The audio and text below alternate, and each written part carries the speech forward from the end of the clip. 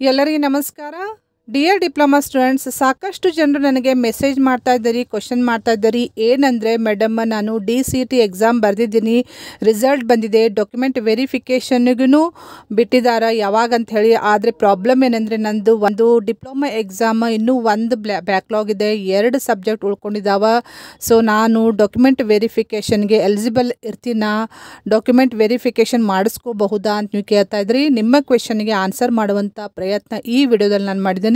ಇದೇ ರೀತಿ diploma related any ಅಪ್ಡೇಟ್ಸ್ಗೆ ಈ ಚಾನಲ್ಗೆ ನೀವು ಸಬ್ಸ್ಕ್ರೈಬ್ ಮಾಡ್ಕೊಳ್ರಿ and also press the bell icon for notification immediately. Okay, so ನಿಮಗೆ ಒಂದು ಹೇಳಬೇಕಂದ್ರೆ, ಡಾಕ್ಯುಮೆಂಟ್ ವೆರಿಫಿಕೇಷನ್ ಮಾಡೋ ಟೈಮ್ದಲ್ಲಿ ಅವರು ಏನೆಲ್ಲ ಚೆಕ್ ಮಾಡ್ತಾರೆ ಅಂದರೆ, ನಿಮ್ಮದು ಡಿಪ್ಲೊಮಾ ಕಂಪ್ಲೀಷನ್ ಸರ್ಟಿಫಿಕೇಟ್, ಅದರ ಜೊತೆಗೆ ಎಲ್ಲ ಮಾರ್ಕ್ಸ್ ಕಾರ್ಡ್, ನಿಮ್ಮದು ಪಾಸ್ ಆಗಿದ್ದ ಮಾರ್ಕ್ಸ್ ಕಾರ್ಡ್ ಮತ್ತು ಡಿಪ್ಲೊಮಾ ಕಂಪ್ಲೀಷನ್ ಸರ್ಟಿಫಿಕೇಟ್ ಕಂಪಲ್ಸರಿ ಅವ್ರು ಚೆಕ್ ಮಾಡೇ ಮಾಡ್ತಾರೆ.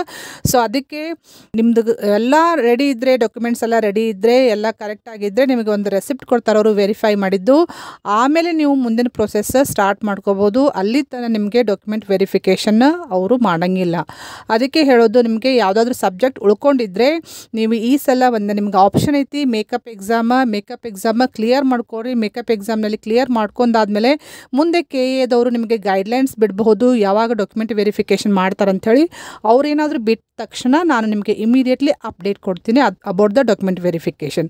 ಅಲ್ಲಿ ತನಕ ಮೇಕಪ್ ಎಕ್ಸಾಮಿಗೆ ಫೋಕಸ್ ಮಾಡ್ಕೊಡಿ, ಆದಷ್ಟು ಕ್ಲಿಯರ್ ಮಾಡ್ಕೊಳ್ಳುವಂಥ ಪ್ರಯತ್ನ ಮಾಡಿರಿ. Wish you all the best dear students. Thank you.